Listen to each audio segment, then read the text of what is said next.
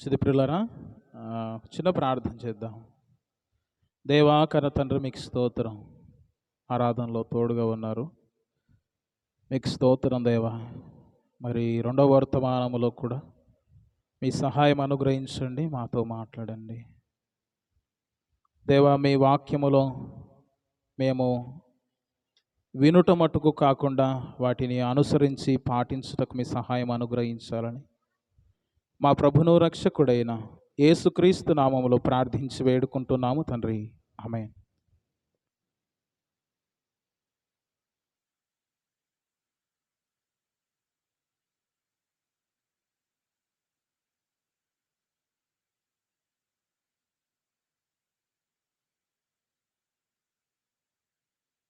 గడిచిన వారము ఏ వాక్యం గురించి చెప్పామండి? కుటుంబ వ్యవస్థలో మొదటి భాగాన్ని మనం చెప్పాం. పెళ్ళి అంటే ఏమిటి,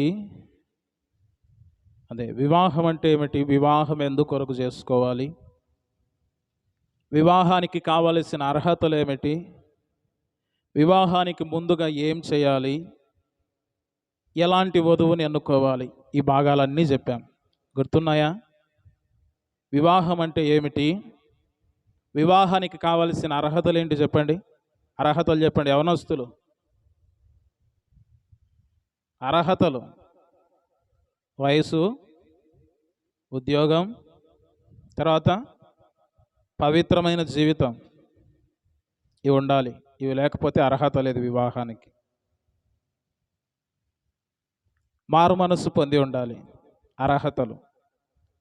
ఎందుకొరకు వివాహం చేసుకోవాలి అంటే, నరుడు ఒంటరిగా ఉండుట మంచిది కాదు, దేవుని చిత్తాన్ని నెరవేర్చుట కొరకు, దేవుని ప్రణాళికలో పాలు పొందుట కొరకు. ఇంకా మీరు వివాహము కాని వాళ్ళు వినండి, అయిన వారు కూడా వినండి. ఎందుకంటే మీకు పిల్లలు ఉన్నారు, వారికి ఎలాంటి వారిని ఎన్నుకోవాలని మీ పైన బాధ్యత ఉంది. ఒకవేళ మాకు వివాహమైందండి, మేము ఏం చేయాలంటే, వారికి కూడా రాబోయే దినాల్లో వివాహమైన వారు, మరి జరిగింది ఏదో జరిగిపోయింది, మేము ఈ విధంగా ఎన్నుకోలేదు అనుకున్న వారికి, మరి వారికి కూడా వాక్యానుసారమైన తర్బీదు ఉంటుంది. సరే, వధువుని ఎన్నుకునే విధానములో ఎలాంటి వధువుని ఎన్నుకోవాలని చెప్పాము?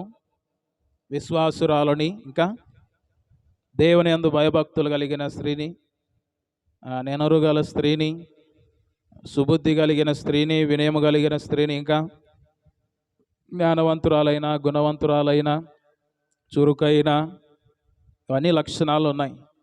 విన్నారా? మంచిది. ఈ వారము కూడా రెండో భాగముగా కుటుంబ వ్యవస్థలో వివాహము, వధువుని ఎన్నుకునే విధానము రెండో భాగంగా చూద్దాం.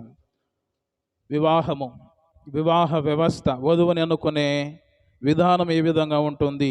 How to select the bride through Bible. వధువుని ఎన్నుకునే విధానాన్ని గురించి బైబిల్ గ్రంథంలో కొన్ని విషయాలు మనము ధ్యానం చేద్దాం. మనము ఆలోచన చేసినప్పుడు ఇస్సాకు, రిబ్కా జీవిత ఆధారముగా మనం ఇప్పుడు ధ్యానించబోయే అంశము ఏంటండి? ఇస్సాకు, రిబ్కా జీవిత ఆధారముగా వధువును ఎన్నుకునే విధానం. అయితే కుటుంబము వంశవృక్షం అయితే, వివాహం ఎలాంటిదంట? విత్తనము లాంటిది. విత్తనము ఎంత నాణ్యమైనదైతే వృక్షము అంత మంచి ఫలాలు ఇస్తుంది. అయితే దేవుని గ్రంథములో మనం చూసినప్పుడు అబ్రహాము కుమారుడైనటువంటి ఇస్సాకు. ఎవరండి? అబ్రహాము కుమారుడైనటువంటి ఇస్సాకు. అయితే అబ్రహాము వృద్ధుడైపోయాడు. వృద్ధుడైపోయిన తర్వాత బహుకాలం గడిచిన వృద్ధుడని ఆదికాండం 24వ అధ్యాయంలో చూడవచ్చు. ఆదికాండం 24వ అధ్యాయము తెరిచి మీ ఎదుట ఉంచుకోండి. 24వ అధ్యాయం ఆదికాండం.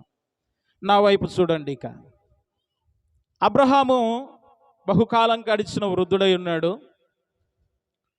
వృద్ధుడై ఉన్నప్పుడు తన కుమారునికి ఇస్సాకుకు ఏ వయసు వచ్చింది? వివాహ వయస్సు వచ్చింది.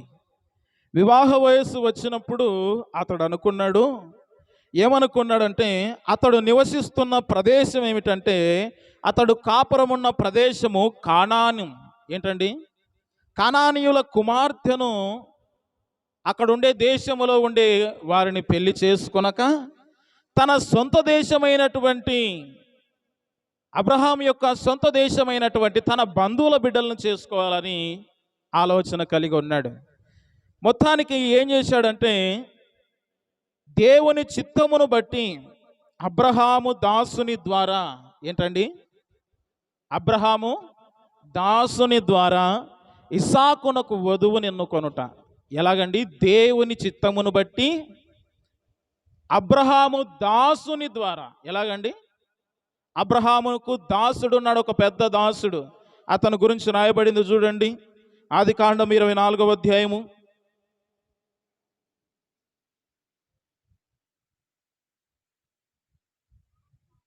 2వ వచనం చూడండి.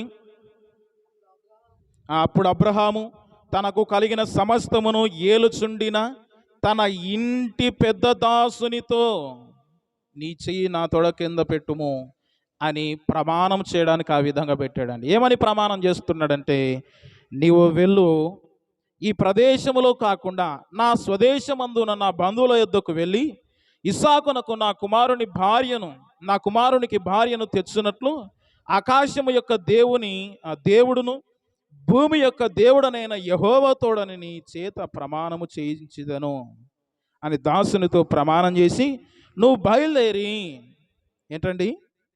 నువ్వు బయలుదేరి పలానా దేశమునకు వెళ్ళమని చెప్పేసి మరి అబ్రహాము దాసునితో చెప్పాడు.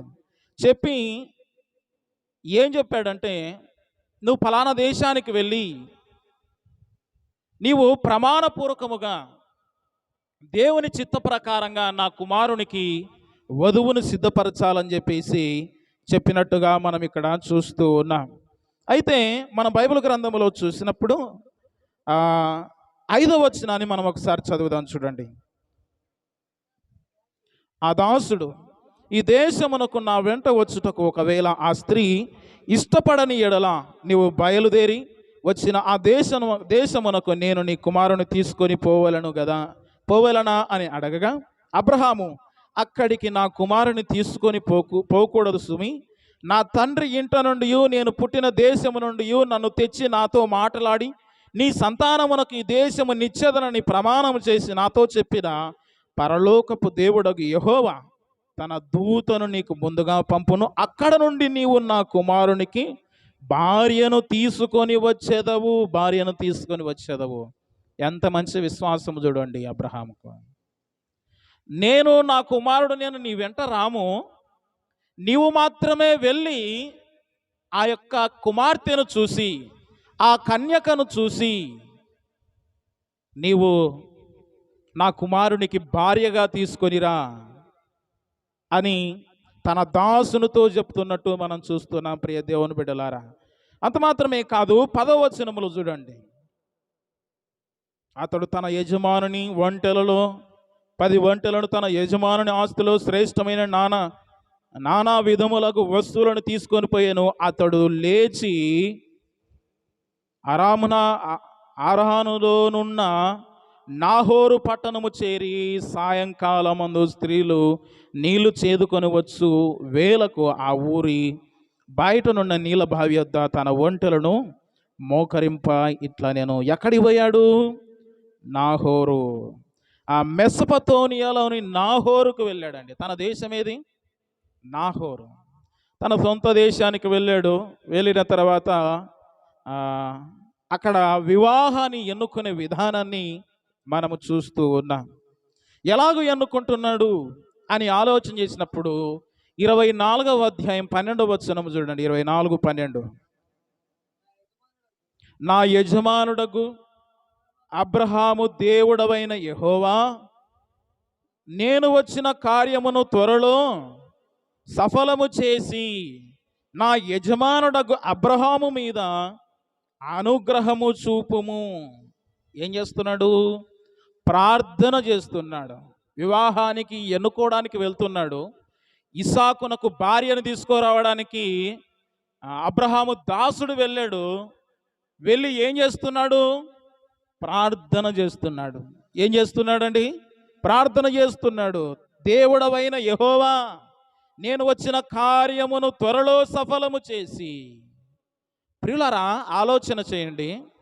బైబిల్ గ్రంథంలో కూడా మనం చెప్పాము, గడిచిన వారములో చెప్పాము, వివాహానికంటే ముందుగా ఏం చేయాలా? ప్రార్థన. ఏం చేయాలండి? ప్రార్థన చేయాలి. తర్వాత సేవకుని సంప్రదించాలి. తర్వాత మూడవది తల్లిదండ్రులను సంప్రదించాలి. తర్వాత నాలుగవది దేవుని చిత్తములో ముందుకు వెళ్ళాలని చెప్పాను. అయితే ప్రియ దేవుని బిడ్డలారా, ఇక్కడ కూడా మనం చూస్తున్నాం, అబ్రహాము దాసుడు ఎలాగున్నాడంటే, వివాహము చేసుకోవడానికి, అంటే అబ్రహాము కుమారుడైనటువంటి ఇస్సాకునకు వివాహం ఎన్నుకోబోయే ముందు ఏం చేస్తున్నాడు? ప్రార్థన చేస్తున్నట్టు మనం చూస్తున్నాం. ప్రియ దేవుని బిడ్డలారా, మన జీవితాలలో ప్రార్థన అనేది చాలా ప్రాముఖ్యం. ఏంటండి? ప్రార్థన చాలా ప్రాముఖ్యం. మనము సమస్య వచ్చినప్పుడు మరి కొన్ని సందర్భాలలో ప్రార్థన చేస్తాం, కానీ ప్రతి కార్యానికి ప్రార్థన చేయాలి. ఏం చేయాలండి? ప్రతి కార్యానికి ఏం చేయాలి? ప్రార్థన చేయాలి. అందుకే కొలస్సీ పత్రిక 3వ అధ్యాయం 17వ వచనం రాయబడింది, మీరు మాట చేత గాని క్రియ చేత గాని మీరు ఏమి చేసినను తండ్రి అయిన దేవునికి కృతజ్ఞతాస్తుతులు చెల్లించి సమస్తం ఆయన పేరుట చెయ్యుడి అనే మాట చూస్తున్నా. కనుక ప్రియ దేవుని బిడ్డలారా, ప్రార్థన చేయాలి. ఏ కార్యం మొదలుపెట్టినా ఏం చేయాలండి? ప్రార్థన చేయాలి. కొన్ని కార్యాలను మనం చూస్తుంటాం, ప్రార్థనతో ప్రారంభిస్తారు. అన్ని కార్యాలు ఏ విధంగా ఉంటాయి? ఎలాగుంటాయండి అన్ని కార్యాలు? దేవునికి ఇష్టంగా ఉంటాయా? దేవునికి ఇష్టంగా ఉంటాయా? దేవునికి ఇష్టం లేనిది ఏదైనా కానీ అది సైతానికి సంబంధించింది. ఎవరికి సంబంధించిందండి? సైతానికి సంబంధించింది. కనుక ప్రార్థన అనేది ఏదో దేవుడు ఏమన్నా చేస్తాడేమన్న ఉద్దేశం కాదు, దేవుని చిత్తములో ముందుకు వెళ్ళడమే. పర్మిషన్. ఏంటండి? పర్మిషన్. పర్మిషన్ లేకుండా ఏం చేసినా ఏమైనా లాభం ఉందా? ఏం లాభం లేదు.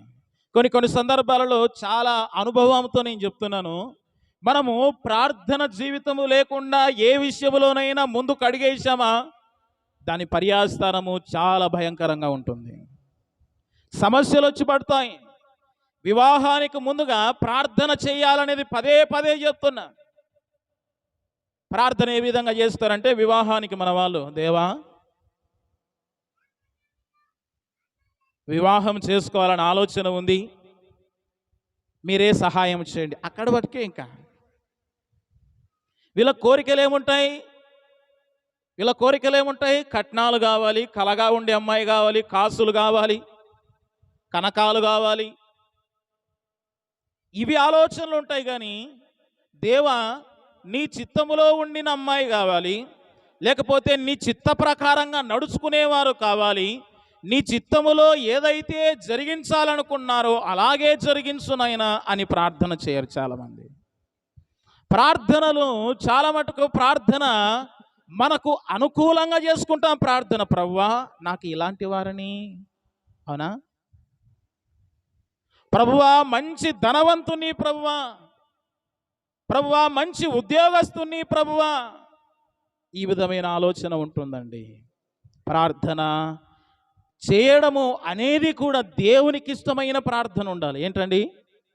దేవునికి ఇష్టమైన, దేవుని చిత్తములో ఉండిన ప్రార్థన కావాలి. అవునా? మనం ఈ దేశంలో ఉండి సౌత్ కొరియా వాళ్ళు కావాలంటే సాధ్యమయ్యే పనేనా? అవునా? ప్రార్థన చేయాలి. అందుకే ఒక భక్తుడు పాట పాడినాడు, ప్రార్థన వలనే పయనము, ప్రార్థనే ప్రాకారము, ప్రార్థనే ప్రాధాన్యము, ప్రార్థన లేనిది పరాజయం. ప్రార్థన వలనే పయనము, ప్రార్థనే ప్రాకారము, ప్రార్థనే ప్రాధాన్యము, ప్రార్థన లేనిది పరాజయం. ప్రభువా ప్రార్థన నేర్పయ్యా, ప్రార్థించకుండా నేనుండలేనయా. ప్రభువా ప్రార్థన నేర్పయ్యా, ప్రార్థించకుండా నేనుండలేనయా. నీ పాదాలు తడపకుండా నా పయనం సాగదయా, నీ పాదాలు తడపకుండా నా పయనం సాగదయా. ప్రార్థన వలనే పయనము, ప్రార్థనే ప్రాకారము, ప్రార్థనే ప్రాధాన్యము, ప్రార్థన లేనిది పరాజయం. ఏంటండి? నీ పాదాలు తడపకుండా నా పయనము సాగదయ్యా. బైబిల్ గ్రంథంలో ఏ విశ్వాసినైనా చూసుకోండి, ఏ భక్తిపరునైనా చూసుకోండి, ఏది చేసినా ప్రార్థన చేసే ముందుకు అడిగేసేవారు ఉన్నారండి. కొన్ని సందర్భాలలో నేను చెప్తాను వినండి. ప్రార్థన ప్రకారంగా మనము చేస్తూ ఉన్నప్పుడు, ప్రార్థన చేసి ముందుకు వెళ్ళేటప్పుడు నీ వివాహ వ్యవస్థ జీవితంలో కొన్ని సైతాన్లు వెంటబడతారు. ఏం చేస్తారండి? కొందరు సైతాన్లు అడ్డు తగులుతారు. ఏ విధంగా అడ్డు తగులుతారు? ఒకవేళ ప్రార్థన పూర్వకమైన అమ్మాయి దేవుడు చూపించాడు అనుకోండి, కొందరు సైతాన్లు వస్తారు. అది తల్లిదండ్రుల రూపంగా రావచ్చు, మేనమామ రూపముగా రావచ్చు, అన్నదమ్ముల రూపముగా రావచ్చు. అంటారు, అరే నమ్ముకుంటే అయిపోయినా కనీసం కట్నమని ఇద్దారా? సైతానీళ్ళు ఏంటండి? కనీసము అంటే వాక్యానుసారంగా లేని వారిని ఎన్నుకునే విధానం. అంత మాత్రమే కాదు, వాక్యానుసారమైన వివాహము లేని వారిని ఎన్నుకోవడము. వీళ్ళంతా ఏమిటి? దేవుని చిత్తము జరగకుండా ఉండడానికి చాలామంది అపవాది వారిని ప్రేరేపిస్తుందండి. వారిదేం తప్పు లేదు, వారి వెనక ఎవరేం చేస్తున్నారు? అపవాది కార్యం చేస్తాడు. జాగ్రత్త యవనస్తులారా. యవనస్తులు మాత్రమే కాదు, ఇక్కడ తల్లిదండ్రులు కూడా ఉన్నారు. ఎవరున్నారండి? తల్లిదండ్రులు కూడా ఉన్నారు. మీ బిడ్డలకు ఎలాంటి వధువుని ఎన్నుకుంటారు, లేకపోతే ఎలాంటి వరుణ్ణి ఎన్నుకుంటారు, అది మీ చేతుల్లో ఏమైనా ఉంది. మనం ఎంతగానో ప్రార్థన చేస్తాం. వినండి వినండి వినండి, వాక్యం వినండి. మనము ఎంతగానో ప్రార్థన చేస్తాము, దేవుడు కూడా దానికి అనుకూలంగానే మనల్ని నడిపిస్తూ ఉంటాడు. అయితే ఏం జరుగుతుంది? వెంటనే అపవాది దాడి చేస్తాడు. ఏం చేస్తాడు? ఎవరి ద్వారానో ఒకరి ద్వారా ప్రేరేపించి ఏం చేస్తాడు తెలుసా? అరే వివాహము అట్లా చేయరా, లోకానుసారంగా చెయ్యి. మన పెద్దలు అక్కడే పెళ్లి చేసుకున్నారు, అక్కడే ఉన్నారు. ఏమవుతుంది? నలుగుబై ఏమవుతుంది? రాత్రి బండిగట్టు ఏమవుతుంది? ఇంకా అన్ని రకరకాలన్నమాట. ఆఖరికి ఏమొస్తుంది? పెళ్లి పత్రికకి ఏమొస్తుంది? పసుపు. ఇంకా పెళ్లి పత్రికకు ముందుగా రాశి ఫలాలు. ఏంటండి?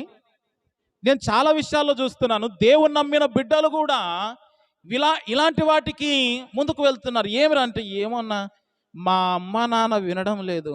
ఏంటండి? మా అమ్మ నాన్న వినడం లేదండి. ఏమిరా, అంత బాగా ప్రార్థన చేస్తుంటివి, అంత బాగా పాటలు పాడుతుంటివి, అంత బాగా ఇతరులకు స్వార్థ చెప్తుంటివి, ఏమిరా అంటే ఏమంటారు? మా ఇంట్లో దయ్యాలన్నా వినడం లేదు. ఏంటండి? వినడము లేదు. అంటే దేవుని చిత్త ప్రకారంగా జరగకుండా ఏం చేస్తున్నారు? అడ్డుపడుతున్నారు. అంటే దేవుని నామానికి అవమానం తీసుకొని వచ్చే విధంగా. ఇంకంత మాత్రమే కాదు, కొందరు అంటారు అతి తెలివి పరులు. ఏమవుతుందన్న? సైంటిఫిక్ కదా, పసుపు పూసుకుంటే ఏమవుతుంది? ఏంటండి? మిగతా టైంలో పూసుకో. ఏంటి? ఏదైనా అనారోగ్యం ఉంటే పూసుకో. ఆ వివాహం పేరు చెప్పేసి సైంటిఫిక్ అని లేనిపోని పెట్టి వాక్యములో లేని పెడుతున్నారు చాలా మటుకు. జాగ్రత్త ప్రియులరా, చాలా జాగ్రత్త. నీ వివాహ జీవితములో ప్రార్థన చేసినంత మాత్రము కాకుండా ప్రార్థన ప్రకారంగా జరగకపోతే అది దేవునికి అవమానం తీసుకొని వస్తుంది. ఎవరికి అవమానం తీసుకొని వస్తుంది? దేవునికి అవమానం తీసుకొని వస్తుంది. ప్రార్థన ప్రకారంగా లేకపోతే చాలా నష్టాలు జరుగుతాయండి. ఇంకా ఏ విధంగా ముందుకు వెళ్ళాడు? వధువుని ఎన్నుకునే విధానములో దేవుని చిత్తమును బట్టి అబ్రహాము దాసుని ద్వారా ఇస్సాకునకు వధువుని ఎన్నుకొనుట ఎలాగని చూసినప్పుడు 24:14 చూడండి. కాబట్టి ఆ, నేను త్రాగునట్లు నీవు దయచేసి నీ కడవను వంచుమని నేను చెప్పగా నీవు త్రాగుము, నీ ఒంటెలకును నీళ్లు పెట్టెదనని ఏ చిన్నది చెప్పెనో ఆమెయే నీ సేవకుడైన ఇస్సాకు కొరకు నీవు నియమించినదయ్యుండునుగాక. అందువలన నీవు నా యజమానుని మీద అనుగ్రహము చూపితివని తెలుసుకొందు అనుకొనెను. ప్రియులారా, ఇక్కడ మనం చూసినప్పుడు దేవుని చేత నియమించబడిన వారిని ఎన్నుకొనుట ఇక్కడ మనం చూస్తున్నాం. ప్రియ దేవుని బిడ్డలారా, ఇస్సాకు కొరకు నీవు నియమించినదై ఉండునుగాక. ఏంటండి? దేవుని చేత నియమించబడిన వారు ఉంటారు, వారిని ఎన్నుకోవాలి. ఎవరి చేత? ఎవరి చేత అండి? చెప్పండి చెప్పండి. ఎవరి చేత? దేవుని చేత నియమించబడిన వారిని ఎన్నుకోవాలి. దేవుడు ఆల్రెడీ కొందరిని నియమించింటారు. పలానా ఆయనకు పలానా వ్యక్తి అని నియమించింటాడు దేవుడు. అవునా? దేవుని చిత్తములో లేని వారిని చేసుకొని ఇబ్బంది పడేవారు దేవుని చిత్తములో ఉండిన వారిని చేసుకొని దేవుని కొరకు జీవించుట మంచిది. అందుకే పెద్దలు అంటారు కదా, marriages are made in heaven అంట. ఏంటండి? వివాహాలు ఎక్కడ నియమించబడతాయంట? పరలోకంలో నియమించబడతాయంట. దేవుడు నియమించిన వారిని ఎన్నుకోవాలి. ఎవరు నియమించిన వారిని? దేవుడు నియమించిన వారిని. ఒక నిజంగా జరిగిన సంఘటన నేను చెప్తాను, వినండి. ఒక సహోదరి వైజాగ్లో ఉన్నది, నేను ఒకరి ద్వారా విన్నాను. ఆ సహోదరి బిఎస్సి నర్సింగ్ చదువుతుంది. ఏంటండి? బిఎస్సి నర్సింగ్ చదువుతుంది. బిఎస్సి నర్సింగ్ చదువుతుంటే ఒక ప్రపోజల్ వచ్చింది. ఏమొచ్చిందండి? ఒక ప్రపోజల్ వచ్చింది. ఒక అతను నిన్ను పెళ్లి చేసుకుంటానన్నాడు. అతడు ఎంబీబీఎస్ డాక్టర్. ఏంటండి? MBBS doctor. డాక్టర్ చదవండి, ఉద్యోగం చేస్తున్నాడు, డాక్టర్గా పనిచేస్తున్నాడు. ఎవరో ఒక ఆయన నాలాంటి వాడో లేకపోతే సేవకుడో ఇంకా ఎలాంటి వారు అన్నారంట, అమ్మ నువ్వు డాక్టర్ని పెళ్లి చేసుకోవాలని ఇష్టపడుతున్నావు, అతడు నీకు ప్రపోజల్ వచ్చాడు, మీరిద్దరు ఇష్టపడ్డారు ఒకరికొకరు, మంచిదే, అది దేవుని చిత్తములో ఉందో లేదో ఒక్కసారి పరిశీలించుకో అన్నాడంట. ఏమన్నాడండి? వింటున్నారన్న మాట? ఇది దేవుని మాట, వినండి. ఆ వ్యక్తి దేవుని చిత్తములో ఉన్నాడో లేదో ఒక్కసారి పరీక్షించుకోమా, ప్రార్థన చేయి అన్నాడంట. ఆమె అన్నదంట, సార్ ఎంబీబీఎస్ డాక్టర్ దొరుకుతాడా సార్? ఏంటండి? ఎంబీబీఎస్ డాక్టర్ దొరుకుతాడండి? దేవుని దగ్గరికి పోయినాకో ఆయన అదంటాడు ఇదంటాడు. ఎంబీబీఎస్ డాక్టర్ నా దగ్గరికి తెచ్చినాడంటే దేవుని చిత్తం కాకుండా ఎట్లుంటుంది సార్ అని చెప్పేసి మొత్తానికి పెళ్లి చేసుకుందంట. పెళ్లి చేసుకొని ఇంటికి పోగాని భర్త పరిచయం చేశాడంట. ఈమె నా మొదటి భార్య, వీళ్ళిద్దరు నా పిల్లలు, నీవు రెండో భార్యవు అన్నాడంట. ఏంటండి? పెద్దలు చెప్పినప్పుడు వినరు, వాక్యం చెప్పినప్పుడు వినరు, సేవకులు చెప్పినప్పుడు వినరు. దేవుని చిత్త ప్రకారంగా దేవుడు ఎవరినైతే నియమించాడో, దేవుడు ఎవరి కొరకైతే ఎవరిని సిద్ధపరిచారో వారి కొరకు నువ్వు ప్రార్థన చేయకుండా, దేవుని చిత్తములో ఉండిన వారి కొరకు నువ్వు నిలబడకుండా, ఎవరో గొప్పవారు వచ్చారని, ఎవరో గొప్పింటి వారు వచ్చారని, ఎవరో పొడుగైన వ్యక్తి వచ్చాడని, లేకపోతే అందంగా ఉన్న అమ్మాయి వచ్చిందని చెప్పేసి దేవుని చిత్తములో ముందుకు వెళ్ళకుండా, ప్రార్థన లేని వారిని, వాక్యము లేని వారిని నువ్వు ఎన్నుకున్నావంటే నీ కుటుంబానికి సైతాన్ని తీసుకొని వచ్చి పెట్టుకున్నట్టే. ఏంటండి? కుటుంబానికి ఏం తీసుకొని వచ్చి పెట్టినట్టు? జాగ్రత్త. వారికి ప్రార్థన తెలియదు, వారికి వాక్య జీవితం తెలియదు, వారికి కావాల్సింది వారి ఆశలు, వారి కోరికలు మాత్రమే వారికి కావాల్సింది. ఏం కావాలి వారికి? వారికి నచ్చినవి కావాలి, దేవునికి నచ్చినవి కాదు. దేవునికి నచ్చినవి కావాలి. ప్రియ దేవుని బిడ్డలారా, నిజంగా చాలా కుటుంబాలు ఇలాగే అయిపోతున్నాయండి. దేవుని చిత్తములో ముందుకు వెళ్ళకుండా, వాక్యానుసారంగా ముందుకు వెళ్ళకుండా, దేవుని చేత నియమించబడిన వారిని ఎన్నుకోకుండా. ఇక్కడ చూడండి ఎంత జాగ్రత్త, చూడండి. మొట్టమొదటగా ఎలాంటి ఉద్దేశంతో ముందుకి? ప్రార్థన మొదట. ఏంటండి? ప్రార్థన. రెండోది ఏం చేశాడు?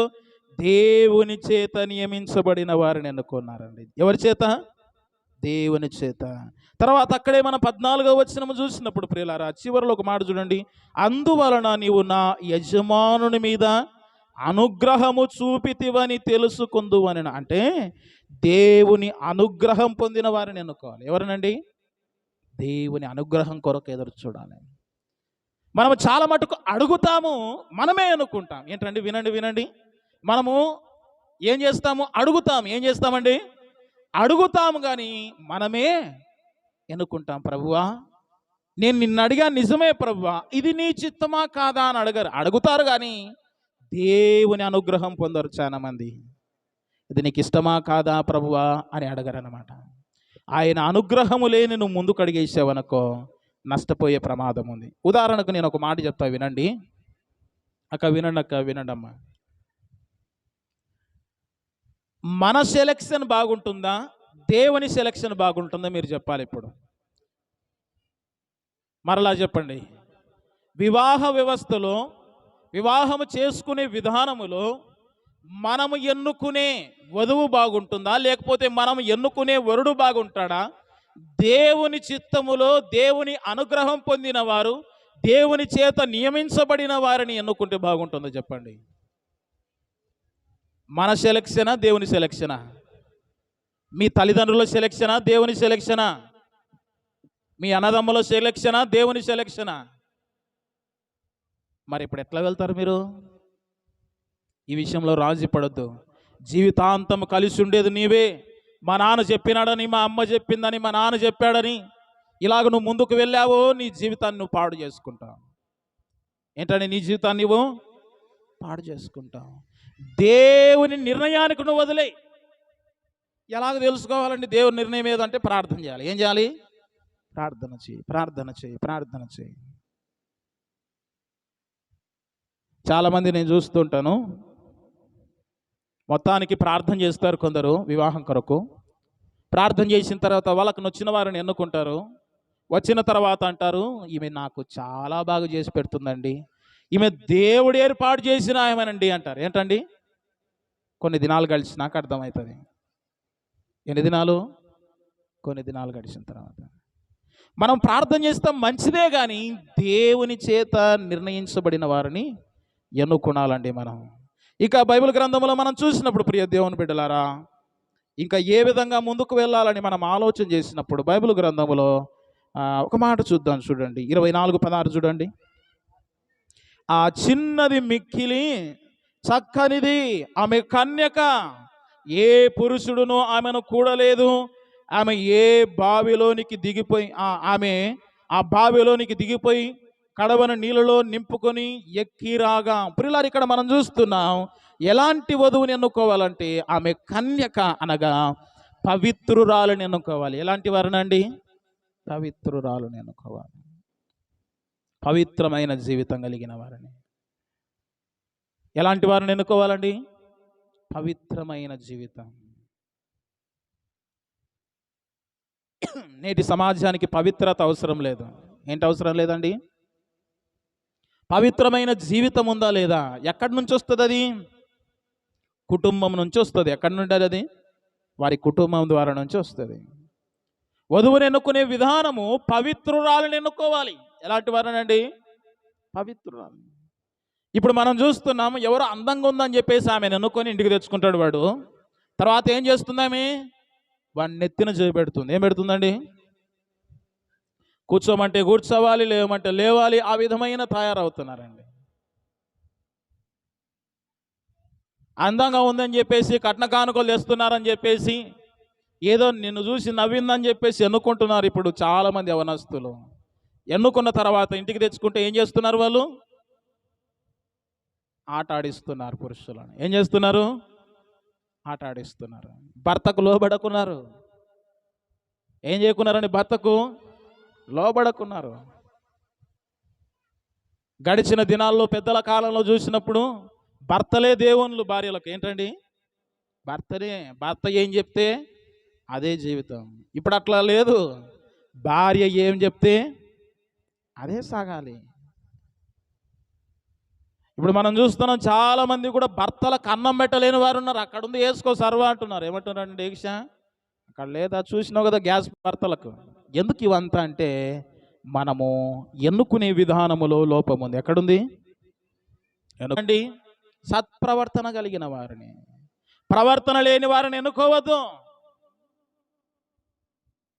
సత్ప్రవర్తన కలిగిన వారిని ఎన్నుకోవాలి. సత్ప్రవర్తన కలిగిన వారిని ఎలాగో తెలుస్తుందంటే మనం ఏం చూసామండి? ఏంటండి? మనం ఏం చూసినామే వాళ్ళని చాలా మట్టుకు ఎంక్వైరీ చేసుకుంటాం. ఏం చేస్తామండి? ఎక్కడికైనా వివాహము చూడడానికి వెళ్ళామనుకోండి, వధువుని చూడడానికి వెళ్ళామనుకోండి, ఏం చేస్తారు? ఆ ఊరిలో తెలిసిన వారినో ఎవరినో ఒకరిని కనుక్కుంటాం. వాళ్ళు ఏం చేస్తారు? 100 అబద్ధాలు ఆడైనా ఏంటండి 100 అబద్ధాలు ఆడైనా పెళ్లి చేయాలని చెప్పేసి వీని ముంచుతారు. అది తప్పు.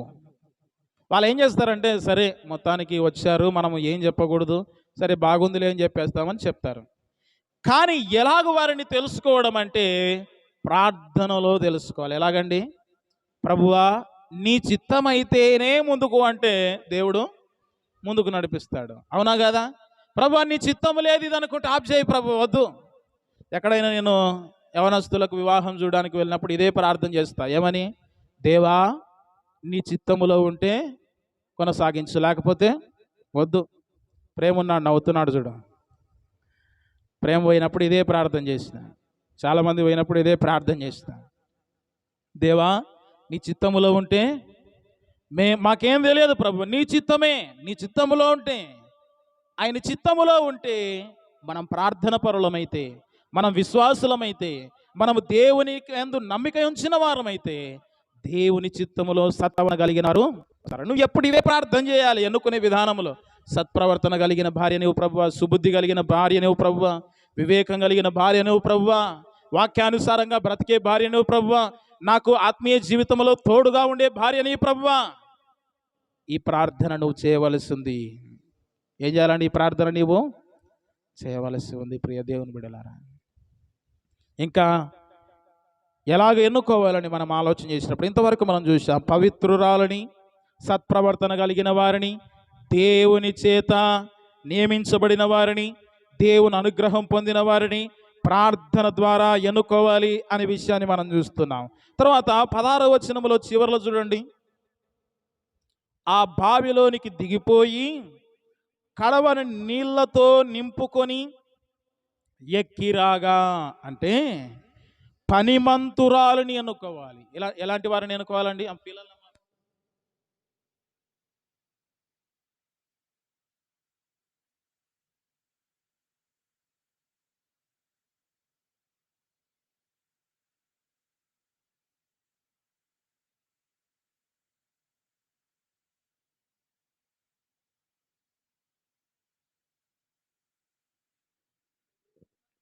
ఇక్కడ మనం చూసినప్పుడు ప్రియ దేవుని బిడ్డలారా, ఇంకా ఏ విధంగా ఉంది అని మనం ఆలోచన చేసినప్పుడు ఆమె బావిలోనికి దిగిపోయి కడవను నీళ్లతో నింపుకొని ఎక్కిరాగా అంటే ఆమె ఒక పనిమంతురాలండి. ఎలాంటిదండి? పనిమంతురాలు. ఇప్పుడు మనం చూస్తున్నాం పనిమంతురాలు లేరు, పనికి మాలిన వాళ్ళు అయ్యారు. ఏమయ్యారండి? ఇప్పుడు చాలామంది పనిమంతులు ఉన్నారు, అంత మాత్రమే కాదు పనికి మాలిన వాళ్ళు కూడా ఉన్నారు. కనీసం ఇంటిని చక్కగా పెట్టుకోలేరు. ఏంటండి? ఇంటిని భర్తకు సేవ చేయలేరు, అత్తమామలకు సేవ చేయలేరు,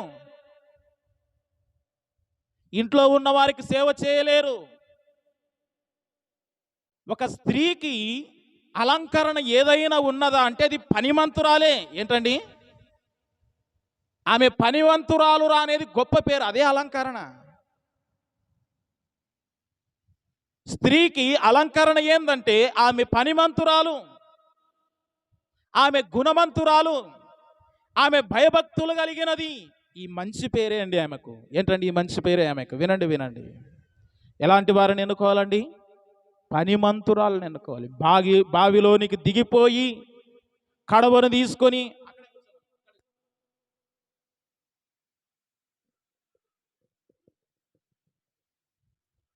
తీసుకొని బావిలోనికి దిగిపోయి నీళ్లు తీసుకొని వస్తుందంటే పనిమంతురాలా కాదా? చెప్పండి, పనిమంతురాలా కాదా? ఆ కాలంలో కడవ ఎంత ఉంటుంది? దుత్త అంటారు. ఏమంటారండి ఆ కాలంలో? దుత్త చాలా బరువుగా ఉంటుంది. అది మగవాళ్ళు కూడా ఎత్తుకరాలేరు. ఒక మంచి పనిమంతురాలండి, పని చేస్తుంది, పవిత్రురాలుగా ఉంది, పని చేసేదానిగా ఉంది. అంత మాత్రమే కాదు, ప్రవర్తన కలిగినది ఉంది. ఎలాంటిదండి? ప్రవర్తన ఉంది, పని చేస్తుంది, పరిశుద్ధంగా ఉంది. ఎంత మంచి లక్షణాలండి! స్త్రీలకు ఉండాల్సిన లక్షణాలు ఇవే. పురుషులు కూడా వధువుని ఎన్నుకునే విధానం ఇదే.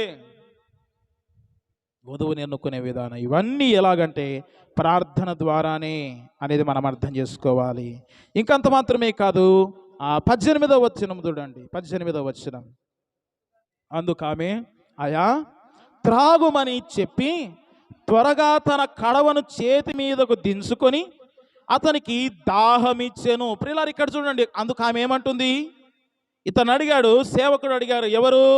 అబ్రహాము దాసుడు అడిగాడు. 17వ వచనం, అమ్మా ఆమెను ఎదుర్కొనుటకు పరిగెత్తి నీ కడవలో నీళ్లు కొంచెము దయచేసి నన్ను త్రాగనిమ్మని అడిగినప్పుడు ఆమె ఏమంటుంది? అందుకు ఆమె అయ్యా అంటుంది. ఏమంటుందండి? అయ్యా అంటే మర్యాదస్తురాలు. ఎలాంటిదండి? మర్యాదస్తురాలు. ఇప్పుడు ఏం చేస్తారంటే కొందరు స్త్రీలను మనం చూసినప్పుడు భర్తలను కూడా కనీసము మర్యాదగా పిలుచుకోరు. యాడునో అంటారండి, యాడున్నో అంటున్నారా లేదా? రా లోపలికి రా, యాడున్నో. ఎవరన్నా చుట్టాలు వచ్చారనుకోండి, మామ వరుసారనుకో, బాగున్నావా మామ అంటే ఎట్టుండే, బాగున్నావా అంటే ఎట్టుంటుంది చెప్పండి? పేరు పెట్టి సరే, ఏదైనా వరుసున్నారనుకోండి, ఎవరైనా వచ్చారనుకోండి, బంధువులు వచ్చారు, చుట్టాలే వచ్చారు, వారు వచ్చినప్పుడు ఏమంటారు? మామ వరుసైన వాళ్ళు, మామ బాగున్నావు అంటే బాగుంటుంది, బాగున్నావా అంటే ఎట్టుంటుంది? ఎందుకు వచ్చినావన్నీ ఎట్టుంటుంది? ఎట్టుంటుందండి? ఎందుకు వచ్చినావన్నీ ఎట్టుంటుంది? బాబాయ్ వాళ్ళు వచ్చారనుకోండి, ఏం చేస్తారు? బాగున్నావా? స్త్రీలు అట్నే ఉన్నారు, పురుషులు కూడా పలకరింపు అట్టే ఉంది. అవునా? వరుసలు లేకుండా, మర్యాద లేకుండా, మర్యాద తెలిసిపోతుంది. కొందరు మర్యాద లేకుండా మాట్లాడతారు. పుట్టినింటోళ్ళు వచ్చారనుకోండి, ఎంత మర్యాదనో మరి. ఏంటండి పుట్టినింటోళ్ళు వస్తే ఎంత మర్యాదనో. అదే మెట్టినింటోళ్ళు వచ్చారనుకోండి, భర్త సైడ్ బంధువులు వచ్చారనుకోండి, మర్యాద ఉంటుంది. కొంచెం ఎక్కువ వేయాల్సిన కూర కొంచెం తగ్గిస్తారు. అవునా?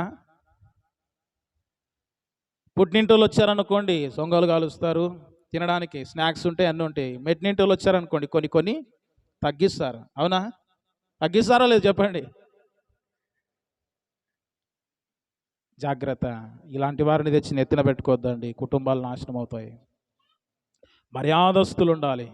ఎలాంటి వారిని ఎన్నుకోవాలి? మర్యాద. ఇప్పుడు దేవుని మాటలు వింటున్న వారు కూడా ఒకవేళ మార్చుకోవాలంటే మార్చుకోవచ్చు మీ జీవితాలని. మర్యాదస్తులుగా ఉండాలి. స్త్రీలు ఎలాగ ఉండాలండి? మర్యాద నేర్చుకోవాలి. కొందరు ఉంటారు, యవనస్తులు పెద్దగా ఉంటారు, స్త్రీలు వాళ్ళకన్నా 1 సంవత్సరం పెద్దగా ఉంటారు. ఏమంటారు? ఒరా అంటారు. ఏమంటారండి? మన భాషలో చెప్పాలంటే, ఏమిరా బాగున్నావా? ఏమి అన్న అంటే బాగుండదా? పేరు పెట్టి పిలిస్తే బాగుండదా? ఏమమ్మా అట్లా పిలుస్తున్నావు అంటే, నాకన్నా చిన్నోడే లేవాడు. ఇది మర్యాదనా? బాగుండదండి. పేరు పెట్టి పిలుసు. లేక మర్యాద తెలియదు. ఏం తెలియదు వీరికి? మర్యాద తెలియదు వీరికి. పేరు పెట్టి పిలుస్తారు. ఒకవేళ చిన్నవాడైతే అన్నా అని పిలవలేరు. ఏమంటారు? మరే ఏమిరా, ఎప్పుడొచ్చినవురా, ఏమిరా అంటారు.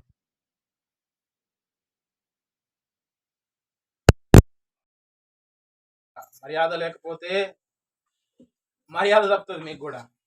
అవునా కదా? ఇవ చూడండి, ఏమంటుంది? అయ్యా అంటుంది. ఏమంటుందండి? ఎంత మంచి పలకరింపండి. అయ్యా అంటే ఏమి? తండ్రి లాంటోడు అని. ఏంటండి? తండ్రి లాంటోడు అయ్యా నువ్వు అని. తండ్రితో సమానం అంటుంది. మనకి ఎలాంటి మర్యాద ఉంటుంది? మన తండ్రి కూడా మనకు తండ్రి అన్నట్టు ఫీల్ అవుతాం కదా. అందరినీ తండ్రిలాగా భావించలేము, అలాంటి మర్యాద ఉండదు మనకు. జాగ్రత్త ప్రియులారా. ఇంకా మనం ఆలోచన చేసినప్పుడు ఎలాంటి వారిని ఎన్నుకోవాలి, ఎన్నుకునే విధానం ఏమిటి అని ఆలోచన చేసినప్పుడు అక్కడ చూడండి 18వ వచనములో, అయ్యా నీళ్లు త్రాగమని చెప్పి అనగా, అంటే నీళ్లు త్రాగమని చెప్పి ఏం చేసిందండి? నీటిని తీసుకొని అతనికి ఇచ్చింది. అంటే సహాయము చేసే గుణం ఉందండి ఈమెకు. ఏముందండి రిబ్కాకు? సహాయం చేసే ఎంత మంచి లక్షణాలు ఉన్నాయి చూడండి రిబ్కాకు. బైబిల్ గ్రంథంలో నేను అనుకుంటాను మంచి క్వాలిటీస్ కలిగినటువంటి వధువు ఎవరైనా ఉన్నారంటే అది రిబ్కా అని అనుకుంటాను. ఏంటండి? మంచి క్వాలిటీస్ కలిగినటువంటి, మంచి గుణ లక్షణాలు కలిగినటువంటి ఆ వధువును ఎన్నుకునే విధానము, ఆ వధువుకుండే లక్షణాలు ఎవరికైనా ఉన్నాయంటే అది రిబ్కానే అని నేను చెప్పగలుగుతానండి. ఎందుకంటే ఆమె పనిమంతురాలు, పవిత్రురాలు, ప్రవర్తన కలిగినది. అంత మాత్రమే కాదు, మర్యాదస్తురాలు. ఇంకా ఎలాంటిదండి? సహాయం చేసే గుణం కలిగింది.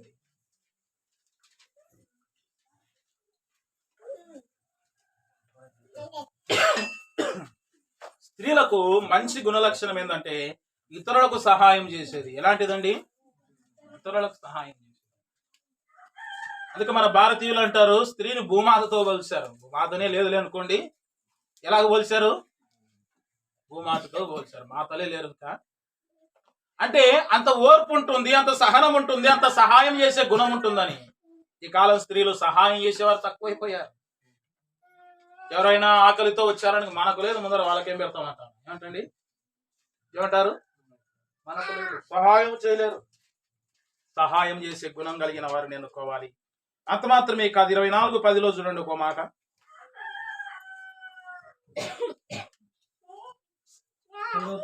అతడు తన యజమానుని వంటలతో 10 వంటలను తన యజమానుని ఆస్తిలో శ్రేష్టమైన నానా విధములకు వస్తువులను తీసుకొని పోయాను. అతడు లేచి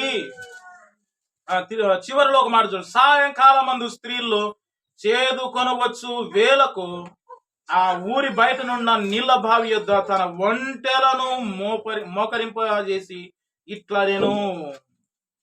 ఇంకంత మాత్రమే కాదు ప్రియ దేవుని బిడ్డలారా, ఈ వచనాలన్నీ 10, 11, 12 వచనాలన్నీ మనం చూసినప్పుడు ఆమె మాత్రమే కాకుండా ఇతరుల పని కూడా చేస్తుందా లేదండి? ఇతరులకు దాహాన్ని ఇస్తుంది, దాహాన్ని తీరుస్తుంది, ఇతరులకు సహాయం చేస్తుంది. ఆ విధమైన ఆలోచన కలిగి ఉంది ప్రియ దేవుని బిడ్డలారా. కనుక మనం ఆలోచన చేద్దాం. చాలా మంది ఇష్టానుసారమైన వారిని ఎన్నుకొని కుటుంబంలోనికి నష్టాలు తెచ్చుకుంటున్నారు. మీ 100 ఏళ్ల జీవితం అంటే 60-70 ఏళ్ళు లేరు, ఒక 50 ఏళ్ల జీవితం బాగుండాలంటే వివాహ వ్యవస్థ చాలా బాగుండాలండి. వివాహ వ్యవస్థ చాలా బాగుండాలి. గుణవంతురాలని, పనిమంతురాలని, మర్యాదస్తురాలని, సహాయం చేసేవారిని, ఇతరుల పని చక్కబెట్టేవారిని, తమ పని చక్కబెట్టుకునేవారిని, అలాంటి వారిని ఎన్నుకోవాలి. ఒక మాట చూద్దాం చూడండి. చివరిగా 2 మాటలు చెప్పి నేను ముగిస్తాను. 28వ వచనం చూడండి.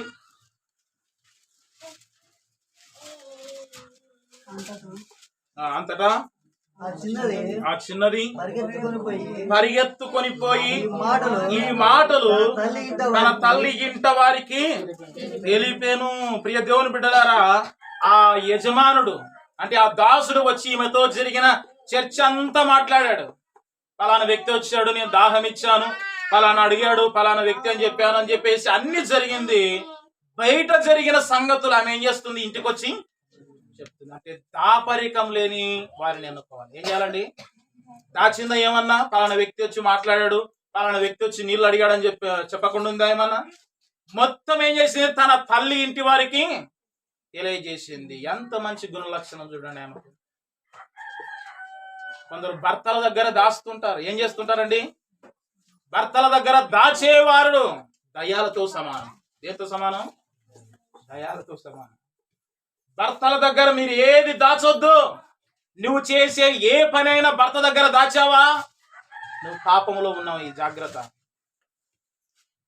నీ భర్త దగ్గర నువ్వు ఏది దాచినా, నీ భర్త దగ్గర చెప్పకుండా నీవు ఇతరులకు చెప్పినా, నీ ఇంటి వారికి చెప్పకుండా నువ్వు చేసే ఏ పనైనా కానీ నువ్వేం చేయాలి?